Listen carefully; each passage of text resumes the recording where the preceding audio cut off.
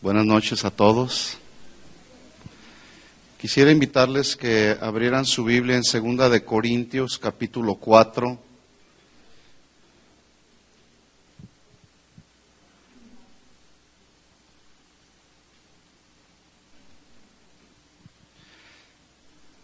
Vamos a seguir desarrollando el tema que iniciamos la semana pasada, hablando de Pablo, dentro del marco de la serie que estamos desarrollando personajes de la Biblia. La semana pasada iniciamos viendo algo acerca de el perfil de Pablo, y hoy vamos a ver otra de las características del mismo Pablo. El título de este mensaje va a ser Pablo, un creyente fiel y verdadero, y póngalo ahí los que están anotando como segunda parte dentro de el perfil de Pablo. Un creyente fiel y verdadero. En 2 de Corintios capítulo 4 versículo 13 dice así: pero teniendo el mismo espíritu de fe, conforme a lo que está escrito, creí, por lo cual hablé. Nosotros también creemos, por lo cual también hablamos. En 2 de Timoteo capítulo 1 versículo 12, dele vuelta ahí a su Biblia, a 2 de Timoteo, capítulo 1, versículo 12. Este es un consejo que le da también Pablo a Timoteo. Y le dice así: por lo cual, es decir, por causa de la predicación del Evangelio, asimismo padezco esto.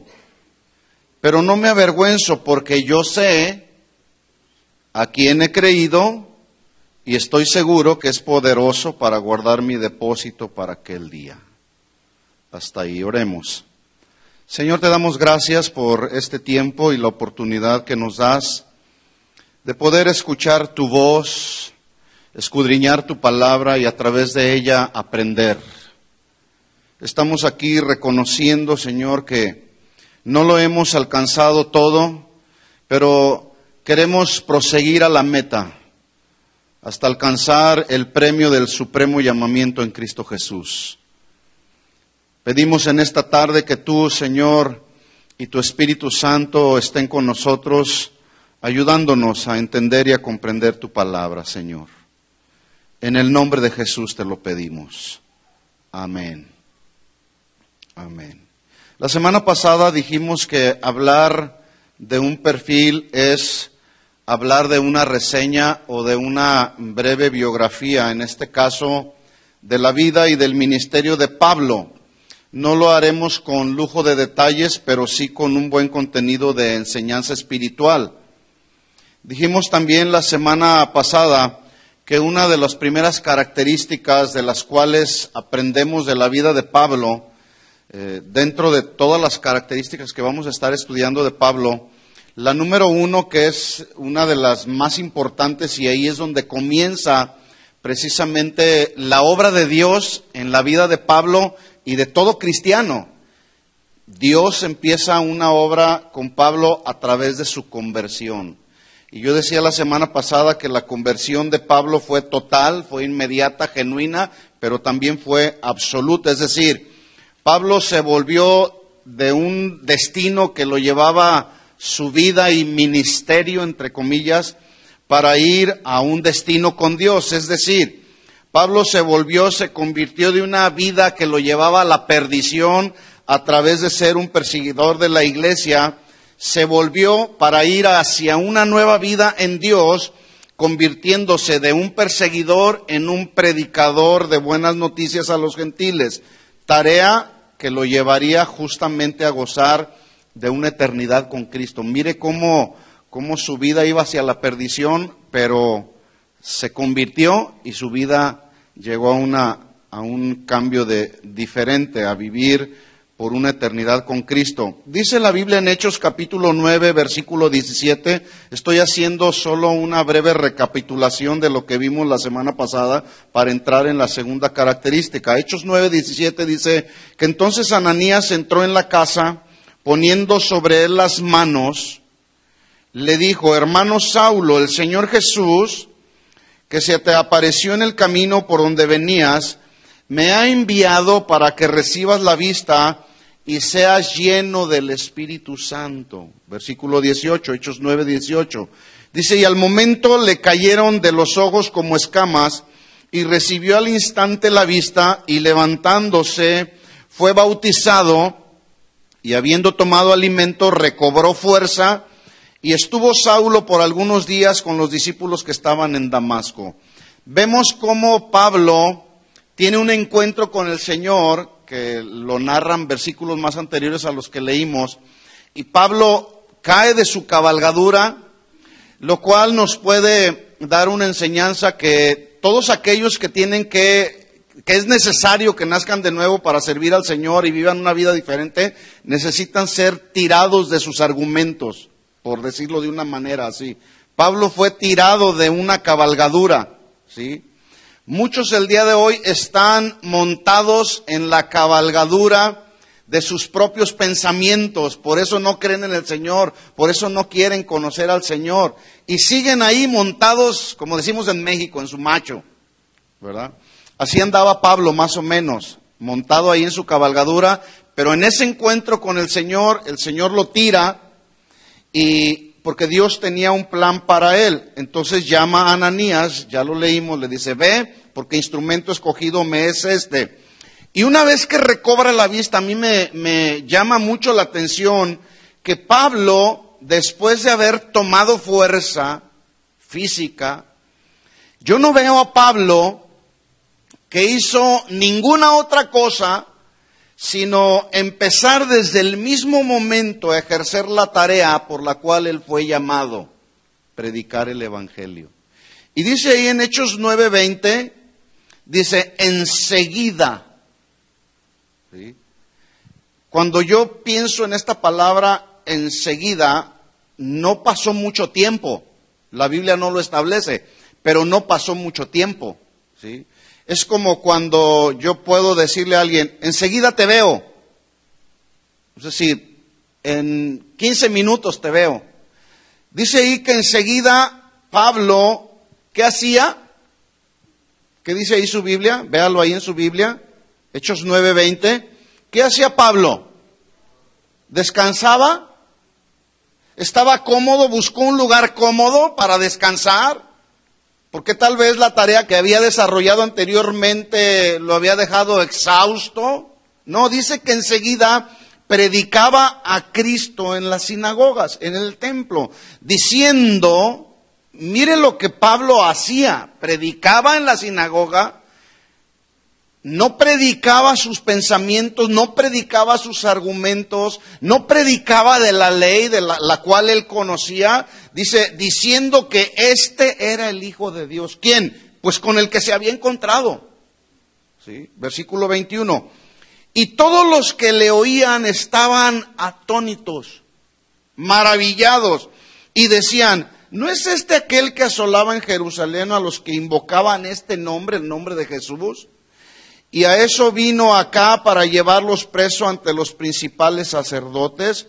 Pero Saulo mucho más se esforzaba y confundía a los judíos que moraban en Damasco, demostrando que Jesús era el Cristo. ¿Sí? A veces nosotros, en una percepción equivocada, pensamos y suponemos que la gente que nos rodea jamás se va a convertir a los caminos del Señor. Y decimos, pobre pecador, ni volviendo a nacer tal vez se convierte a los caminos del Señor. Mucha gente es posible que pensó de Pablo, nunca se va a convertir a los caminos del Señor.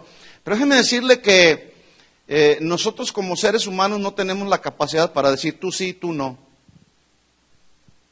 Solamente Dios. Y Dios en su soberanía, a Dios en su soberanía le plació tener un encuentro personal con Pablo, porque Pablo le iba a ser un instrumento útil para la obra. Bueno, pues esta experiencia de conversión en la vida de Pablo fue lo que hizo la diferencia en él precisamente. Además, esta experiencia de conversión Fue lo que le dio a Pablo la autoridad, que dijimos la semana pasada, lo dijo con humildad y con sencillez, no con orgullo y soberbia.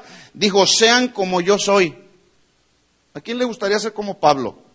A mí me gustaría ser como Pablo. Desde luego está por encima del Señor, pero como Pablo tomaba como ejemplo a Jesús, y Pablo se parecía mucho a Jesús, porque Pablo era un hombre de autoridad como Jesús, Pablo era un hombre humilde como Jesús, Pablo era un hombre sencillo como Jesús, ¿verdad? Y él dijo, sean tal y como soy. A los corintios les dijo, sean imitadores de mí. A los filipenses les dijo, todo lo que aprendieron, recibieron, oyeron y vieron en mí, esto hagan.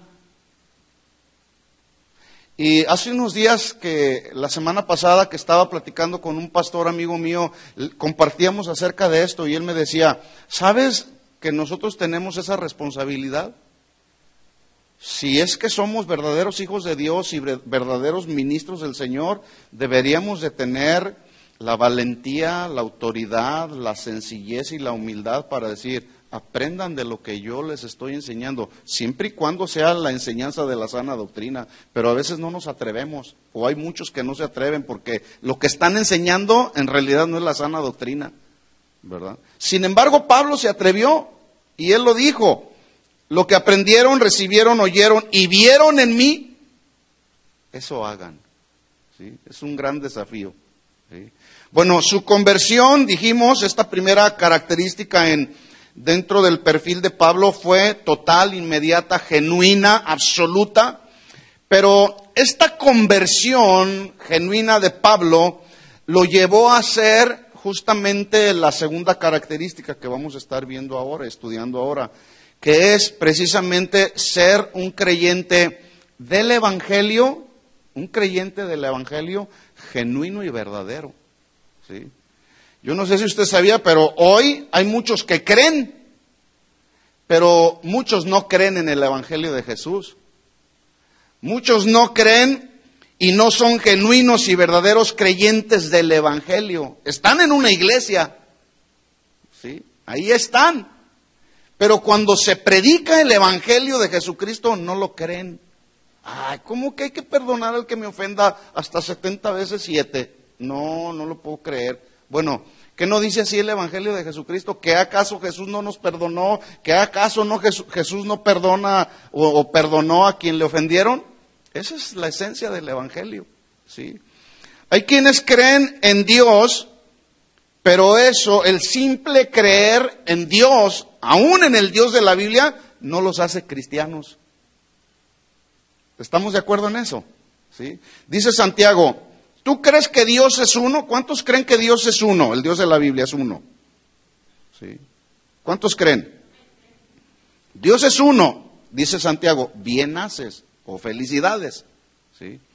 También los demonios creen y tiemblan, porque saben que su destino final será un lugar muy caliente que les espera, ¿sí? Entonces, tú crees que Dios es uno, bien haces, también los demonios creen y tiemblan. Es decir, creen en ese Dios, pero escuchen esto, no dejan de ser demonios, ¿verdad? Hay muchos que creen en el Dios de la Biblia, pero vuelvo a repetir, eso no los hace cristianos. El creer en ese Dios de la Biblia. Por eso es que Pablo, en 2 Corintios 4:13, que fue el primer versículo que leímos, él dijo, teniendo el mismo espíritu de fe. Y note usted que ya espíritu es con minúscula, hablando del espíritu, ¿sí? El espíritu de fe que todos debemos de tener, de creer. Dice, teniendo el mismo espíritu de fe conforme lo que está escrito, el Evangelio de Jesús, creí, por lo cual hablé. Pregunta, ¿tú hablas de lo que crees y crees lo que hablas? Entonces Pablo dice, creí por lo cual hablé, nosotros también creemos por lo cual también hablamos. Pablo fue un creyente, pero también un predicador y apóstol que permaneció fiel a sus convicciones sin importarle el precio a pagar. Pablo sabía que le esperaban aflicciones, Pablo sabía que le esperaban necesidades, Pablo sabía que le esperaban tal vez traiciones, Pablo sabía.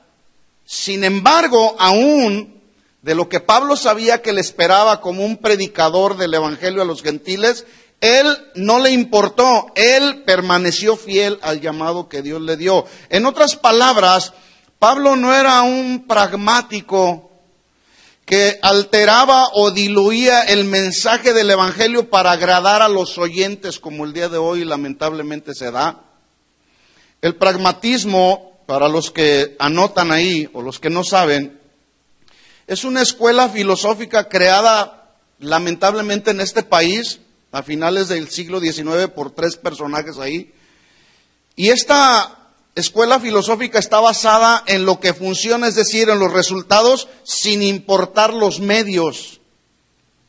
En otras palabras, si funciona y ofrece los resultados que quiero, lo voy a hacer. Si me funciona, lo hago. Entonces, pero Pablo no era pragmático, por eso es que lo acabo de mencionar así. Pablo estaba convencido del poder de Dios para actuar a través de la predicación del mensaje del verdadero evangelio. Por eso es que él, lo que creía del mensaje del evangelio, eso predicaba. Es decir, él no decía, yo voy a cambiar el mensaje para que me crean.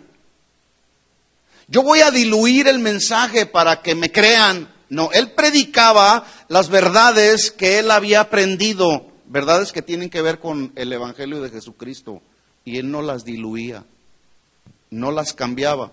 Mire lo que le aconsejó al joven Timoteo en medio de lo que parecía que Timoteo estaba pasando un tiempo difícil, donde su fe estaba a punto de desfallecer, como posiblemente la fe de algunos está a punto de desfallecer. Por eso ya no se congregan, porque su fe está a punto de desfallecer y dicen, no, eso del cristianismo no es para mí, mejor ya no voy a la iglesia, mejor me quedo aquí, mejor voy a ver algunas alternativas mucho mejores que me puedan brindar una comodidad, una tranquilidad emocional, es que tengo tantos problemas. Bueno, Timoteo, su fe estaba así como batallando un poco. No falló, gracias a Dios, porque permanecía ahí en lo que había creído. Pero en medio de ese momento, Pablo le escribe a Timoteo en 2 de Timoteo capítulo 1, versículo 6, y le dice Pablo a Timoteo, te aconsejo que avives el fuego del don de Dios que está en ti por la imposición de mis manos. Yo no sé si tu fe está a punto de desfallecer, hermano, hermana, que estás aquí. Tú puedes decir, hermanos, necesito que oren por mí.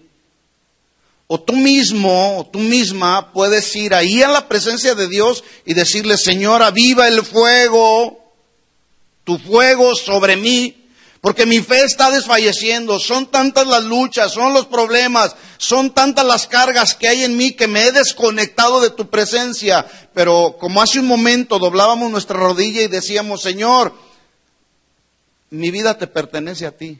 Esos momentos son momentos tan importantes y claves en la vida de un cristiano que tristemente muchos los han perdido, esos momentos de intimidad con el Señor.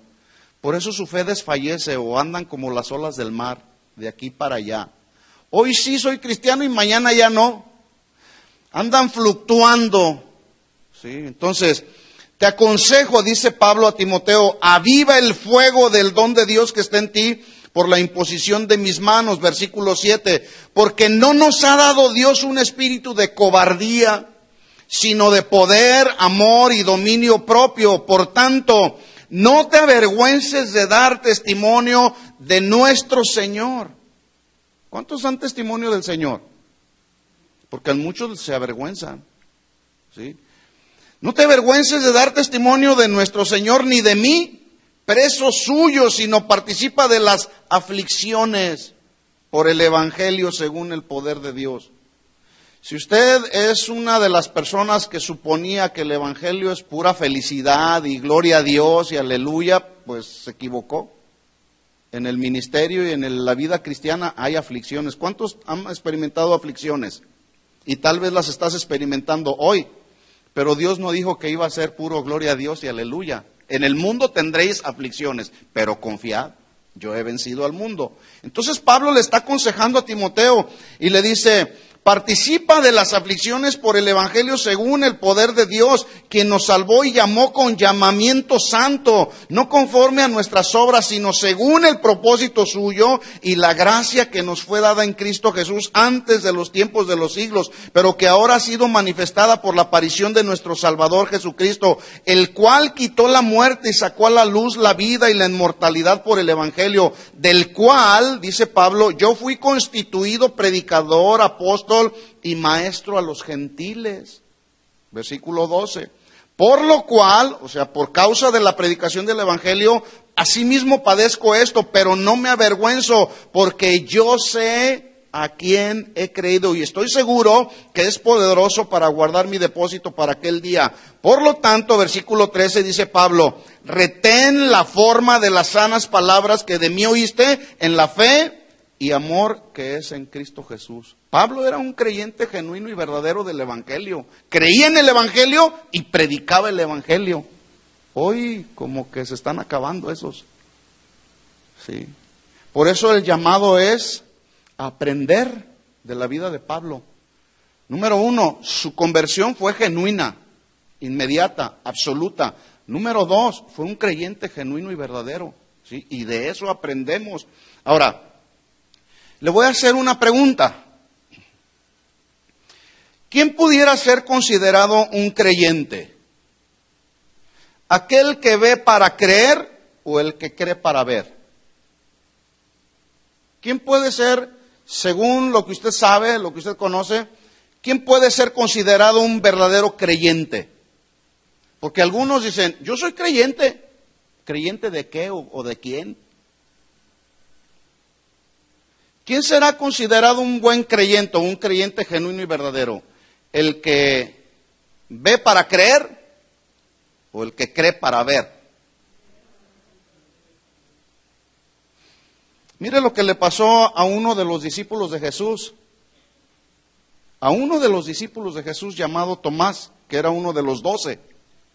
Que sin lugar a dudas, este Tomás había andado con Jesús y cuando estaban llegando los últimos momentos en la vida y ministerio de Jesús, sin lugar a dudas este Tomás escuchó a Jesús decir que debía morir en una cruz, pero también lo escuchó decir de Jesús que al tercer día iba a resucitar. Sin lugar a dudas lo escuchó Tomás, porque ahí andaba. Juan capítulo 20, vamos ahí a esa historia.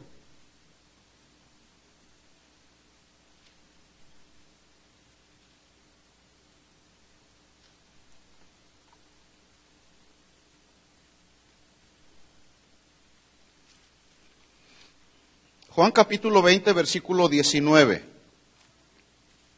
¿Llegó ahí? ¿Sí o no? Ok, leamos. Dice: cuando llegó la noche de aquel mismo día, el primero de la semana, estando las puertas cerradas en el lugar donde los discípulos estaban reunidos por miedo de los judíos, vino Jesús y puesto en medio les dijo: paz a vosotros. Así se saludaban los judíos. Pasa para ustedes. 20. Cuando les hubo dicho esto, les mostró las manos y el costado, y los discípulos se regocijaron viendo que era el Señor. ¿Por qué Jesús tuvo que mostrarles sus manos y su costado? ¿Por qué? ¿Alguien sabe? Estamos hablando, no quiero que pierda de vista la característica de Pablo. Pablo era un creyente del evangelio.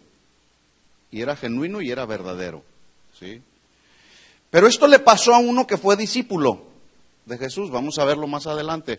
Pero aquí me surge la pregunta: ¿por qué Jesús le tuvo que enseñar a los discípulos las manos y su costado? ¿Alguien sabe? ¿O alguien puede pensar algo? A ver, dígame.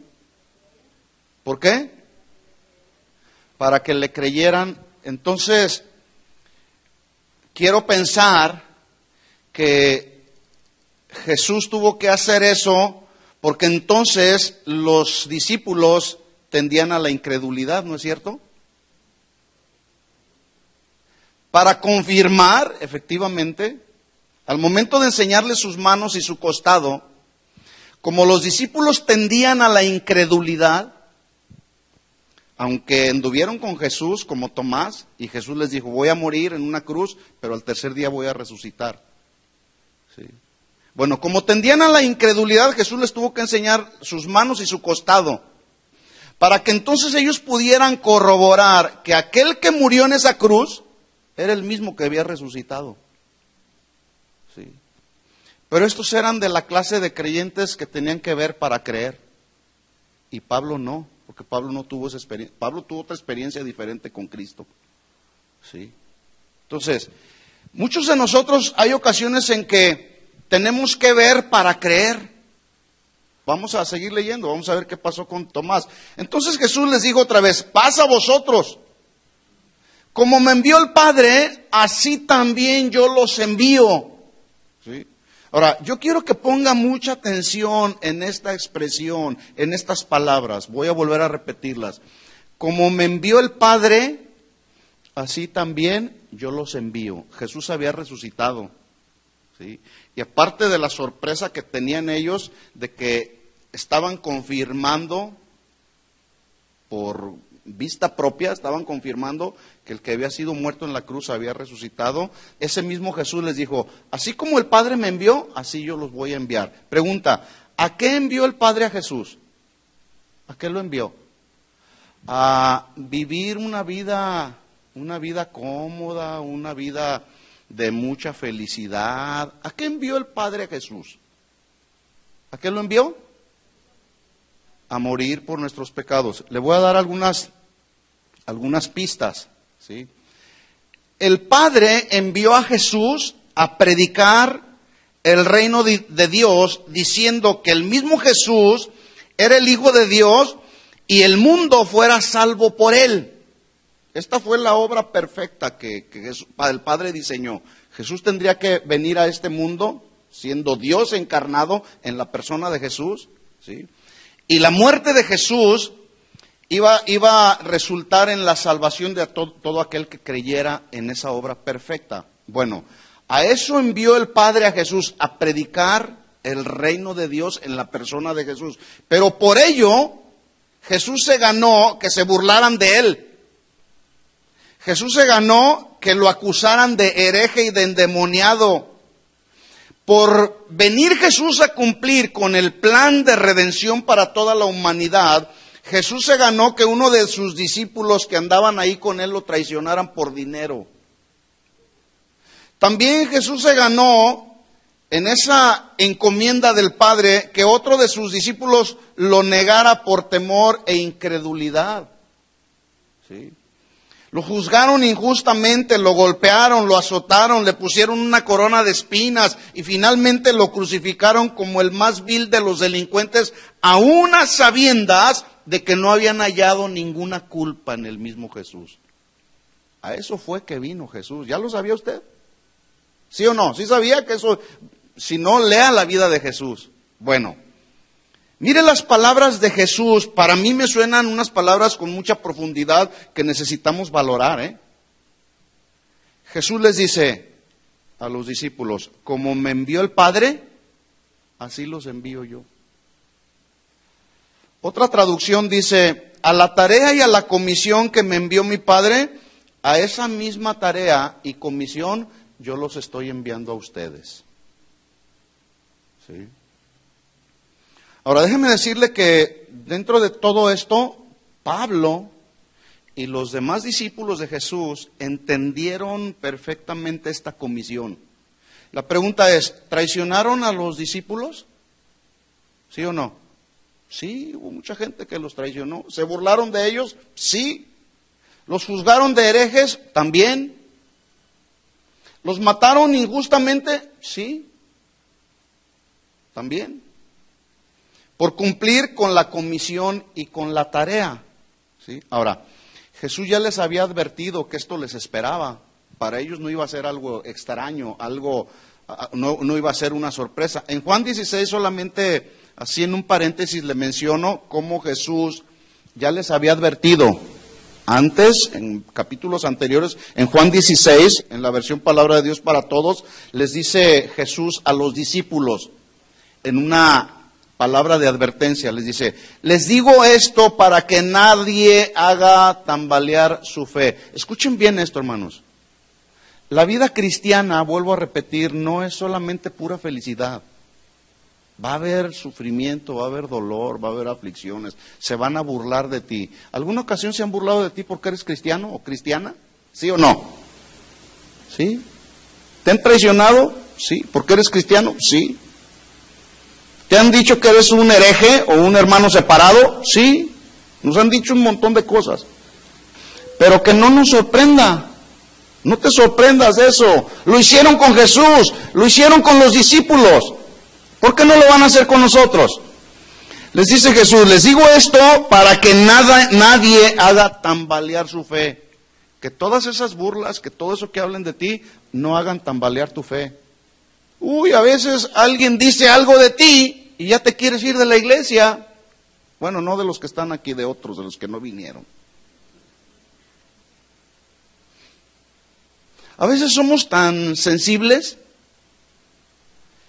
Como decimos allá en México, somos como los jarritos de Tonalá, que con cualquier mínimo movimiento se rompen, se hacen pedacitos, ¿verdad?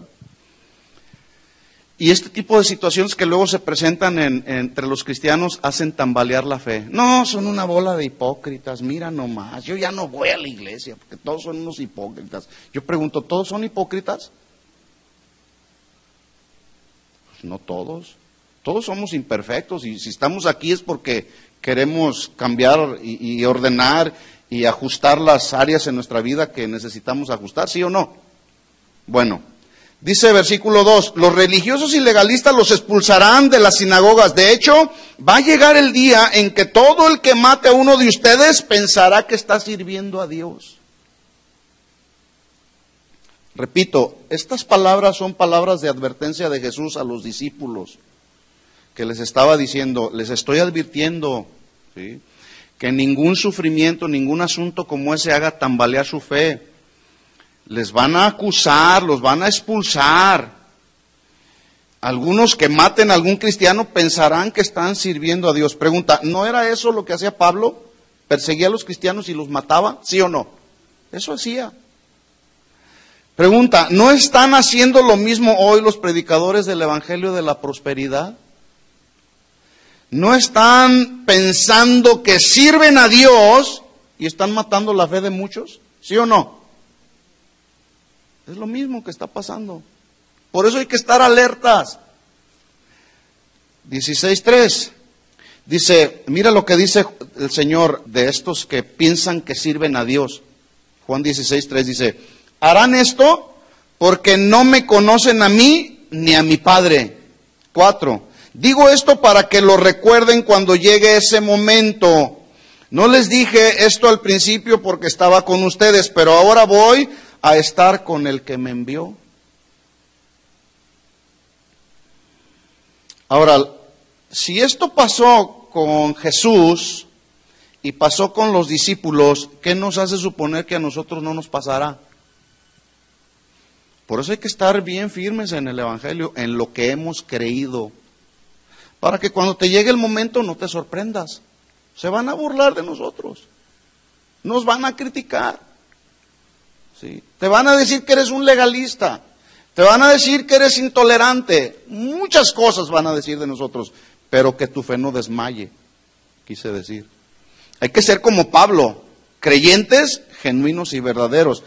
Pero déjeme decirle que en la presencia de Dios, en el conocimiento previo que Dios tiene de todas las cosas, Dios sabía que los discípulos, al realizar la tarea que les estaba siendo encomendada, necesitaban del respaldo de Dios, del respaldo de Jesús. Jesús ya no estaría con ellos, pero el mismo Jesús les dijo, no los dejaré huérfanos, vendré a ustedes, estaré con ustedes, pero ahora en la persona del Espíritu Santo. ¿Cuántos tienen el Espíritu Santo? Sí. Ya no está Jesús con nosotros, pero Él vive y mora en nosotros en la persona del Espíritu Santo, ¿sí? Entonces, retomamos, Juan 20:21 dice Jesús, como me envió el Padre, así los envío a ustedes. ¿Cuántos quieren ir a servir a Dios predicando el Evangelio? Mire, es tan sorprendente. El día de ayer estaba platicando con los pastores del Ministerio de Inglés aquí, de esta congregación. Y ellos se dieron a la tarea de hacer una investigación. Y es tan sorprendente los resultados que obtuvieron, que el 80% de la población de esta ciudad de Fontana son hispanos. 80% de toda la gente que vive aquí en todo Fontana. Y aquí el día de hoy no somos ni siquiera el 10% de gente. Entonces, la pregunta sería, ¿realmente estamos haciendo la tarea como creyentes? ¿Como verdaderos discípulos de Jesús? ¿Sí? ¿O somos ya tan insensibles que decimos, no, pues, no, yo ya estoy en la vida con Cristo, ya los demás que se vayan al infierno? Como ese joven, trastornado de sus facultades mentales, así estaba, no estaba bien en su mente, pero nosotros que estamos bien, no hacemos nada. Bueno, ya dijimos los de aquí, no, los que no vinieron, ¿verdad? Entonces, por eso es que yo decía, pongamos atención a estas palabras. Como me envió el Padre, así yo los envío a ustedes. Hay mucha gente a nuestro alrededor, ahí tus vecinos tal vez, que necesitan de Cristo, ¿sí o no? Tal vez compañeros de la escuela o del trabajo. Entonces, versículo 21 termina diciendo, como me envió el Padre, así también yo los envío. ¿A qué? A predicar el reino de Dios. ¿Va a haber sufrimiento? Sí. ¿Se van a burlar de ti? Sí. Mire, hace unas horas atrás llamé para hacer un asunto, una reservación en un hotel, y me dijeron, las localidades en el hotel están totalmente saturadas, no hay espacio ya. ¿Por qué? Les dije, ¿qué está pasando ahí? Dice, no, pues es que están aquí los testigos de Jehová en una convención nacional y está repleto el lugar ahí. ¿Qué están haciendo ahí los testigos de Jehová? Bueno, sin lugar a dudas están siendo capacitados, adiestrados. ¿Para qué? Para realizar la tarea y la comisión que sus líderes les han encomendado. ¿Sí? Y los cristianos de hoy, no, pues bien cómodos. A veces el cristianismo de hoy da tanta pena y tanta vergüenza, pero bueno, ese es el asunto, así estamos, ¿verdad? Entonces dice, como me envió el Padre, así también yo los envío. Versículo 22. Habiendo dicho esto, sopló y les dijo, recibid el Espíritu Santo. Yo me imagino la escena, tenía ya a los discípulos y les sopló. Y al instante recibieron el Espíritu Santo. Pregunta, ¿quién es el único que tiene la autoridad y el poder para dar el Espíritu Santo? ¿Quién? Solamente Dios, solamente Jesús, nadie más que Él. Por eso dice ahí que sopló sobre ellos y ellos al instante recibieron el Espíritu Santo. Y yo me pregunto al ver esta escena, ¿por qué entonces hoy vemos tantos supuestos ministros que se atribuyen la autoridad y el poder que solamente Jesús tiene para soplar a aquellos que creen en Jesús y para recibir el Espíritu Santo? ¿Por qué ellos se atribuyen esa autoridad, ese poder que solamente Dios tiene? ¿Por qué? Porque no lo conocen. Porque lo único que hacen es puro show espiritual, ¿verdad? ¿Los ha visto por ahí? Esos que se agarran, recibe el Espíritu Santo, recibe el Espíritu Santo. Una ocasión uno de esos ministros sopló tan fuerte sobre mí que me fui para atrás. Pero escuche esto, me fui para atrás por el soplo del mal aliento que tenía, que me botó hasta atrás. Me dijo, recibe el Espíritu Santo, y lo que recibí fue el tufo de su mal aliento, que fue lo que me echó para atrás. Es peor el mal aliento que tiene la gente, esos supuestos ministros, que el respaldo de Dios. Pero déjeme decirle una cosa, cuídese mucho de esos que andan soplando ahí diciendo recibe el Espíritu Santo y recibe el poder y empiezan a soplar. Lo único que soplan es el tufo de su mal aliento. Por cierto, hay que lavarse la boca. De veras, hay que asearse. Se los digo en serio, especialmente los servidores que andan de rosita. Porque a veces se da la ocasión en que tenemos que orar por la gente, que no se te vaya a ir para atrás una persona. Si se te va por la unción y el poder que traes del Espíritu Santo, qué bueno. Pero imagínate que se te van para atrás por el tufo del mal aliento que traes. No. Ahora, si usted sabe que está enfermo, porque en algunas ocasiones hay quienes tienen mal aliento, todos tenemos mal aliento, pero si sabemos que es causado por una enfermedad estomacal o asuntos de digestión, pues bueno, para eso hay unas pastillitas, mire, yo siempre cargo la mía. ¿Sí? Las pastillitas antitufo. Bueno, ese no es el mensaje.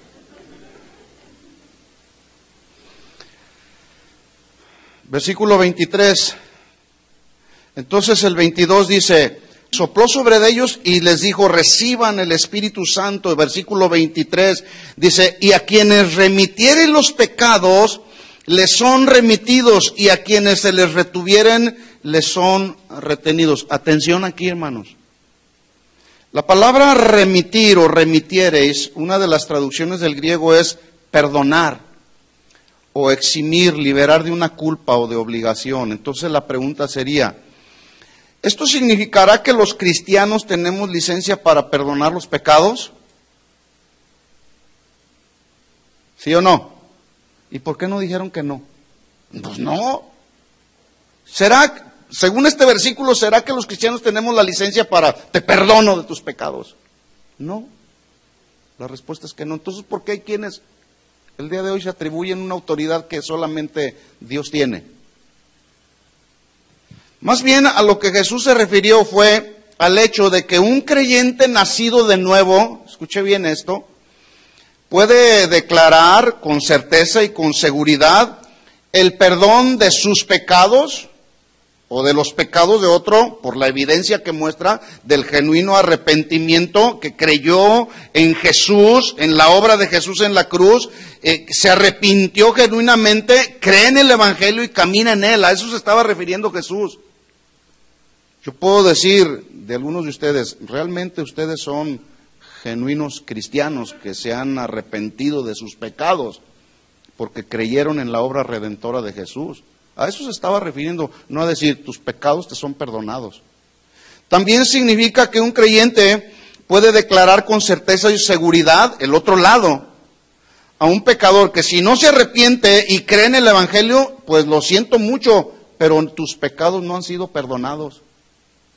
Y eso es muy importante que usted y yo debamos entenderlo, porque no todos los que llegaron a una iglesia son verdaderos cristianos nacidos de nuevo. Las evidencias hablan, los frutos hablan. ¿Sí? 24. Entramos ahí a lo que le pasó a uno de los discípulos de Jesús llamado Tomás. Pero Tomás, uno de los 12, llamado Dídimo, no estaba con ellos cuando Jesús vino. 25. Le dijeron pues los otros discípulos, al Señor hemos visto. Y él les dijo, si no viera en sus manos las señales de los clavos, y metiere mi dedo en el lugar de los clavos, y metiere mi mano en su costado, ¿qué dijo? No creeré. ¿Sabe que el día de hoy todavía hay Tomases? Muchos Tomases todavía me encuentro yo por ahí. 26. 8 días después estaban otra vez sus discípulos dentro, y con ellos Tomás. Llegó Jesús, estando las puertas cerradas, y se puso en medio y les dijo, paz a vosotros. Y luego dijo a Tomás, Tomás, pon aquí tu dedo y mira mis manos, y acerca tu mano y métela en mi costado, y no seas incrédulo, sino ¿qué? Creyente. Entonces la pregunta es, ¿tú eres cristiano por lo que ves y sientes o crees? ¿Por qué somos cristianos? Cada quien valore y analice su vida. ¿Sí? Quería ver para creer, pero nosotros ya no podemos ver a menos que de una manera soberana Dios se manifieste a nuestras vidas. ¿Sí? Entonces le dice el 28, entonces Tomás respondió y le dijo, Señor mío y Dios mío. Jesús le dijo, porque me has visto, Tomás, creíste, bienaventurados los que no vieron y creyeron. Si tú has creído aún sin haber visto, Jesús dice, eres bienaventurado, dichoso, feliz, feliz cristiano, feliz cristiana. Entonces la pregunta es, ¿quién es un creyente según la Biblia? Ya vimos todo esto. Vimos que Tomás era uno de los que andaba con Jesús, a los cuales Jesús les encargó la encomienda, la misma que él vino a hacer, se las encomienda a ellos, ¿sí? Entonces, según la Biblia, ¿quién puede ser considerado un cristiano? ¿Quién me puede decir? A ver si están aquí los estudiantes del Instituto Bíblico. ¿Quién puede ser considerado un cristiano, un verdadero creyente? Porque estamos hablando de otra de las cualidades y características de Pablo, que fue un creyente genuino y verdadero. Entonces, si estamos hablando de ser un creyente, según la Biblia, ¿quién es un creyente? ¿Quién?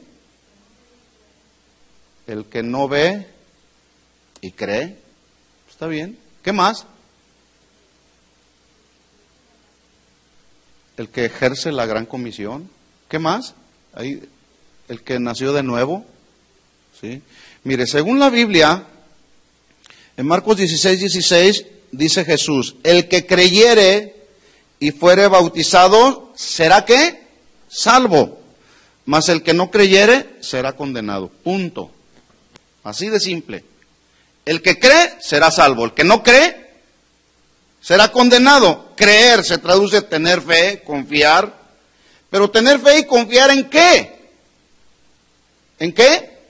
En el Evangelio. ¿Sí? Porque si leemos así de simple, el que creyere y fuere bautizado será salvo. ¿Creer en qué? Si un recién nacido, recién convertido, o alguien que le estás compartiendo, le lees estos versículos, mira, la Biblia dice, el que creyere y fuere bautizado será salvo. Inmediatamente puede pensar en el bautismo. Si me van a echar agua, aquí así, como el bautismo tradicional. ¿Creer en qué? ¿En quién tengo que creer? ¿En tu pastor, o en tu iglesia, o en tu ministerio? Por eso es importante que cuando le prediquemos a la gente seamos claros, sencillos, específicos. ¿Creer en qué? ¿En qué tiene que creer la gente para ser salvo? En el Evangelio.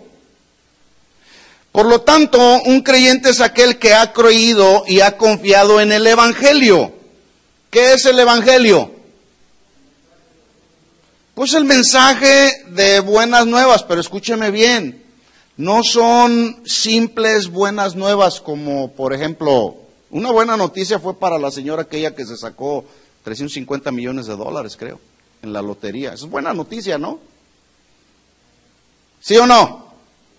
Es buena noticia. Si te dicen a ti, pues mira que te sacaste en la lotería, si compras el boletito, te sacaste $1 millón con uno que te haya sacado. Buena noticia, ¿no?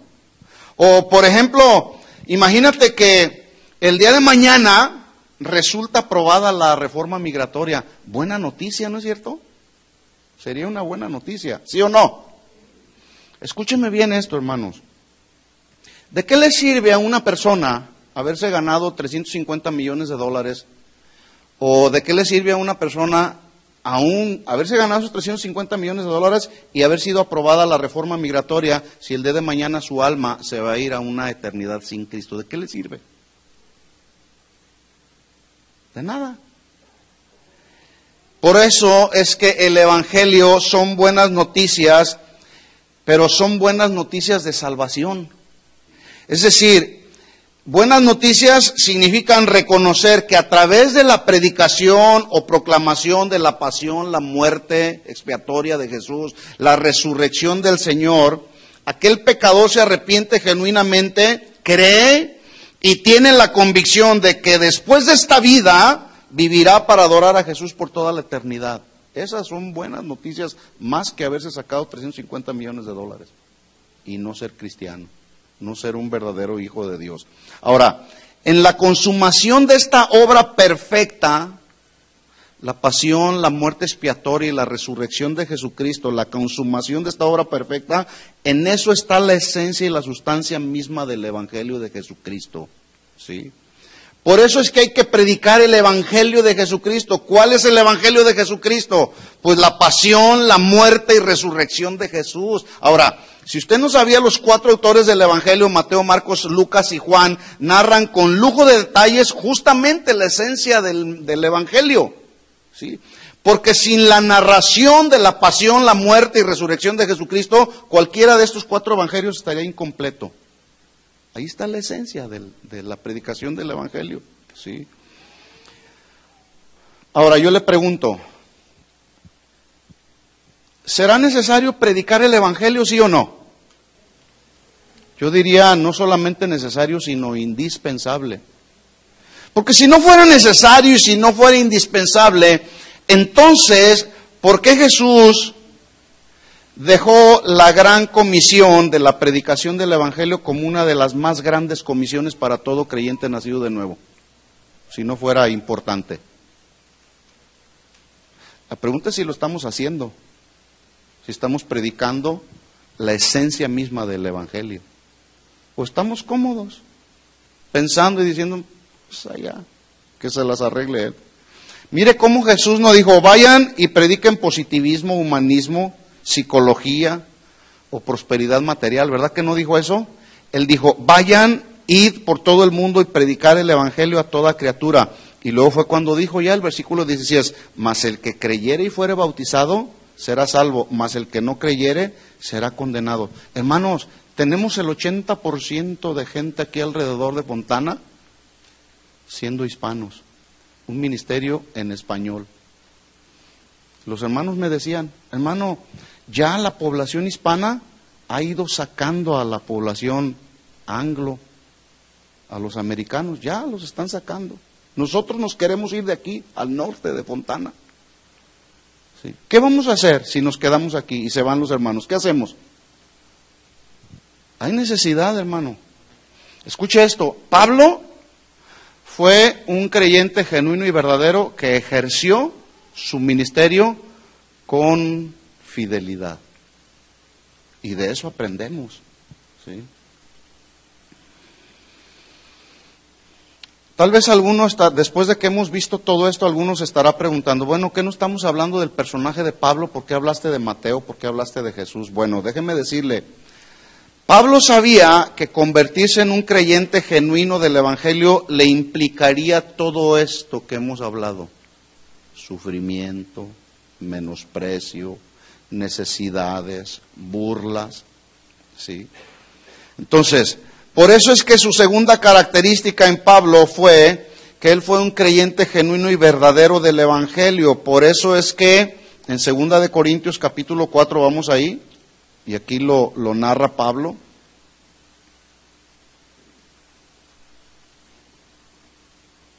Segunda de Corintios capítulo 4, versículo 1.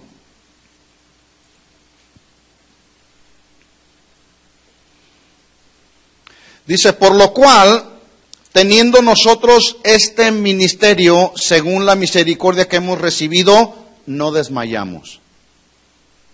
Creyente genuino y verdadero. Sí. Versículo 2. Antes bien, renunciamos al oculto y vergonzoso, no andando con astucia, ni adulterando la palabra de Dios, sino por la manifestación de la verdad, recomendándonos a toda conciencia humana delante de Dios. ¿Se fija cómo Pablo no era pragmático? Ah, no, si funciona hay que hacerlo. No importa lo que tengamos que hacer. ¿Verdad? Versículo 3. Pero si nuestro evangelio está encubierto, entre los que se pierden está encubierto. Es decir, hay que publicar el evangelio. ¿Cuál es el evangelio? La pasión, la muerte y resurrección de Jesús. 4. En los cuales el Dios de este siglo cegó el entendimiento de los incrédulos, del 80% de hispanos que hay aquí en Fontana. Muchos de ellos están ciegos todavía. Y algunos que van a las iglesias, porque hay muchos aquí alrededor de Fontana, hay muchos que están dentro de la iglesia, pero siguen ciegos espirituales. Para que no les resplandezca la luz del evangelio de la gloria de Cristo, el cual es la imagen de Dios, porque no nos predicamos a nosotros mismos. Vengan a casa de oración. Aquí sí tenemos la verdad. No, no hay que predicar de eso. Hay que predicar del evangelio de Jesucristo. ¿Sí? No nos predicamos a nosotros mismos, sino a Jesucristo como Señor y a nosotros como vuestros siervos. Yo no sé si usted sabía, pero la palabra siervo se traduce esclavo. ¿Ya sabía? Bueno, leemos, y nosotros como vuestros esclavos por amor de Jesús. Pero resulta que el día de hoy, en esta iglesia moderna, ha surgido, yo no sé si usted se había dado cuenta, ha surgido una generación de esclavos pragmáticos que el día de hoy le dan órdenes al patrón. ¿Qué dijo Pablo? Somos siervos de Jesucristo. Pero yo digo, el día de hoy ha surgido una generación de esclavos pragmáticos que resulta que ahora son ellos los que le están dando las órdenes al patrón, porque dicen ellos que les funciona. Y si les funciona, pues lo hacen. Le dan órdenes a Dios. A las 3, Señor. ¿Verdad? Versículo 6. Porque Dios que mandó que de las tinieblas resplandeciese la luz, es Él que resplandeció en nuestros corazones para iluminación del conocimiento de la gloria de Dios en la faz de Jesucristo. Versículo 7. Pero tenemos este tesoro. ¿Cuál tesoro? ¿Cuál es el tesoro? ¿Cuál? El Evangelio. Tenemos este tesoro en vasos de barro. ¿Quién es el vaso de barro? Nosotros somos el barro. Él es el alfarero. ¿Sí? Dice, para que la excelencia del poder de Dios, del poder sea de Dios y no de nosotros. Entonces, aclaremos. El tesoro es el Evangelio. El barro somos nosotros. Yo no sé si usted se había dado cuenta, pero el día de hoy los papeles se han invertido. El tesoro ahora son los mensajeros y el barro es el mensaje. Porque está ya tan diluido el mensaje en muchos lugares. ¿Sí? ¿Ya se había dado cuenta de eso? Pero Pablo no decía eso. Tenemos este tesoro, el tesoro precioso del Evangelio. La obra perfecta de Jesús en la cruz. Es un tesoro invaluable. ¿Sí? Nadie jamás en este planeta ha hecho lo que hizo Jesús por tu vida y por mi vida. Eso es un tesoro impresionante. Nosotros somos el barro, los que deberíamos de estar agradecidos con Él. Y por causa de esa obra perfecta que Jesús hizo en la cruz del Calvario, es que usted y yo, pues no solamente nos deberíamos de haber arrodillado un momento, sino que nuestra vida debería de ser una vida que todos los días fuera una vida que le honrara y le diera gloria a Él, con una actitud humilde, de adoración, de humillación total a Él. No nomás cuando venimos a la iglesia, todos los días deberíamos de andar de rodillas, por decirlo de una manera figurada, humillados a Él, diciéndole, gracias Señor porque me dejaste amanecer el día de hoy, gracias porque me salvaste, gracias porque me rescataste de la condenación eterna, Señor. He sido liberado de todos mis pecados y por todas esas cosas buenas que el Señor ha hecho en favor de nosotros cuando estábamos perdidos y no merecíamos más que el infierno, Él nos rescató. Por eso y por muchas otras cosas más deberíamos de ser buenos esclavos del Señor y decir, Señor, ¿a dónde quieres que vaya? ¿Qué quieres que haga? Quiero ser un creyente que te honre. Quiero ser un creyente que esté dispuesto a publicar y a proclamar el verdadero evangelio. Pero no lo hacemos. Versículo 8. Mire cómo Pablo, siendo un verdadero creyente, estaba dispuesto aún al sufrimiento. Dice, estamos atribulados en todo, mas no angustiados, en apuros, mas no desesperados. Mire, el día de hoy hay muchos que están en apuros económicos, pero tal es su desesperación que dicen, mejor me quedo a trabajar. Y ya no vienen a la iglesia, o el miércoles o el domingo, o el jueves allá en Glendale o el domingo. Ya no vienen. O alguna otra actividad, como ya lo dijimos el domingo. tenemos una actividad para las mujeres, tenemos esto, tenemos aquello. Y no vienen. ¿Por qué? Porque andan desesperados y en apuros, tratando de buscar el pan. Es bueno buscar por el pan, pero todo tiene un límite y una medida y un balance. Y muchos se fueron al extremo. Y dicen, no, mejor ya no voy. Y pues tú me entiendes, es que necesito buscar el pan y el sustento. Y si te enfermas y te quedas sin trabajo, te quedaste enfermo, sin trabajo y en un nivel espiritual bien pobre y bien miserable porque ya no te seguiste alimentando del Señor. Porque obviamente a veces es tan extenuante el trabajo de algunos que llegan a la casa y lo primero que quieren hacer es descansar. Bueno, ¿qué en la presencia de Dios no es donde se encuentran delicias a su diestra y descanso total? ¿Cuántos trabajaron ahora fuerte? Cansado el trabajo, ¿no? Toño corta el pasto, ¿verdad? ¿Vienes cansado, Toño? Pero ahí está. Medio durmiéndote, pero ahí estás, ¿verdad? ¿Te cansaste, Mario, en tu trabajo? Ahí está. Chava, ¿te cansaste? Un poco. Sí. A lo mejor usted dirá, no es que tú no trabajas. Mire, yo me la pasé unas horas para estar preparando esto. Y paso 2, 3 horas y ya me duele la espalda así. Y duele la espalda. Y me canso y eso es lo que Dios me asignó a hacer. Pero también en una ocasión, un tiempo estuve como usted. Salía de mi trabajo y ahí estaba. ¿Sí? No me estoy parando el cuello. Estoy hablando solamente que el día de hoy el cristianismo difiere tanto de lo que en realidad la Biblia nos enseña acerca del verdadero cristianismo y cómo debemos de ser verdaderos creyentes genuinos y verdaderos como lo fue Pablo. Que Pablo estaba en apuros, pero no se desesperaba.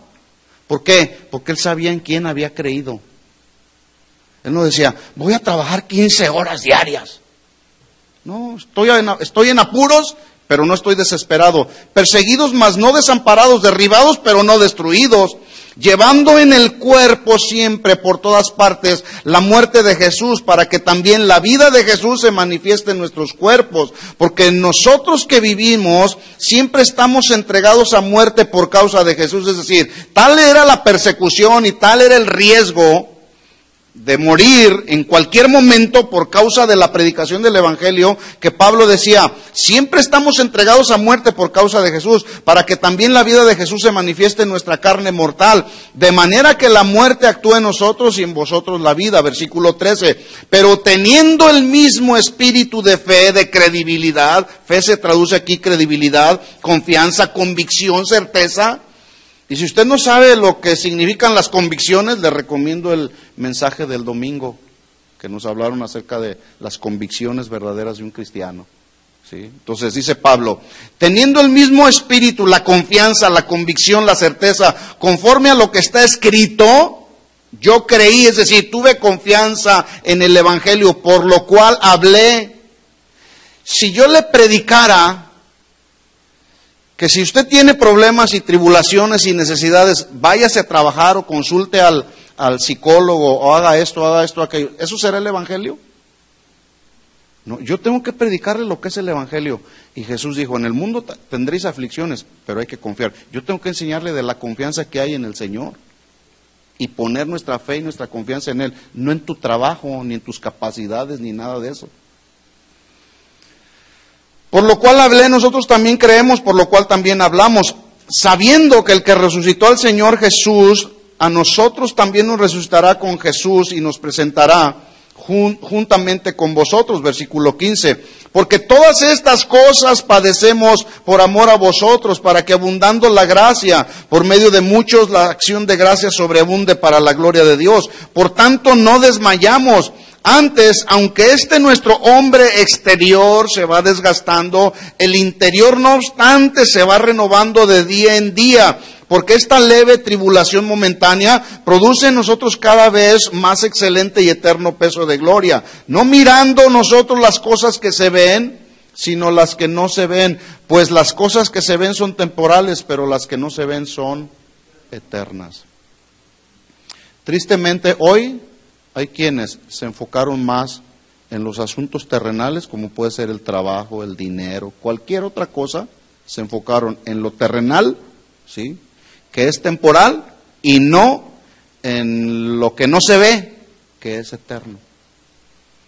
Por eso, la vida cristiana de algunos, el hombre exterior se va desgastando, pero el interior, dice Pablo, se va renovando cada día. ¿Se imagina todos aquellos que cambiaron el orden de sus prioridades? ¿Cómo están en su ser interior? Desesperados, angustiados, desmayando, con falta de fe, con un montón de problemas. Yo sé, aquí hay un balance, yo sé que a algunos es justificada su ausencia, ¿verdad? Pero algunos otros es pura negligencia, pero allá cada quien, ¿de acuerdo? Pablo fue un hombre que su conversión fue genuina, fue instantánea, y eso lo llevó a ser un creyente verdadero del Evangelio de Jesucristo, y de eso debemos aprender nosotros, a ser como Pablo, desarrollar en nosotros esas cualidades que tenía Pablo y las que tenía Jesús. ¿De acuerdo? ¿Aprendió? La semana que entra seguimos. Hay más de Pablo y hay más que podemos aprender de Pablo, ¿sí? Oremos al Señor. Gracias, Señor. Te damos gracias, Señor, porque ahora sabemos, al vernos en el espejo de la vida de Pablo, las cualidades y características que él manifestaba, podemos vernos y entender cuánto nos falta, Señor. Aprender que somos el barro, Señor, y como barro necesitamos ser moldeados por tus manos. Tú eres el alfarero, Señor, y pedimos que tú nos sigas moldeando, Señor, que cada día nos sigas conformando más y más a tu imagen y a tu semejanza, Señor. Que cuando vengan las pruebas, las necesidades, podamos estar confiados, creyendo, Señor, que tú estarás ahí a nuestro alrededor. Gracias, Señor. Gracias por tu palabra. Gracias por dejarnos en tu palabra el ejemplo de Pablo, para que por él y su ejemplo podamos aprender. En el nombre de Jesús, Señor, ayúdanos a poner por obra tu palabra, Señor, y que no cambiemos por nada de este mundo, nada de lo que se ve, que es temporal, que no cambiemos lo que es eterno, tu palabra, Señor. Ayúdanos, Señor. Oramos en esta noche, Señor, que día tras día tú derribes de nuestra mente y de nuestro corazón cualquier argumento que se levante contra el conocimiento de tu perfecta voluntad y de tu palabra, Señor. Ayúdanos a permanecer siempre fundados bien en la roca, Señor, establecidos bien en tu palabra, Señor. En el nombre de Jesús, nos encomendamos a ti, Señor. Estamos viviendo tiempos peligrosos, pero en medio de esos tiempos peligrosos, Señor, podemos entender y confiar que tú estás ahí, Señor. Hemos creído y confiado en ti, Señor, en tu palabra, en el Evangelio. Porque tú dijiste, el que creyere y fuere bautizado será salvo, pero el que no creyere será condenado. Y creemos, Señor, que tú has venido a nuestra vida, Señor. Que tu Espíritu Santo cada día nos redarguya de pecado, de justicia y de juicio, Señor. En el nombre de Jesús te lo pedimos.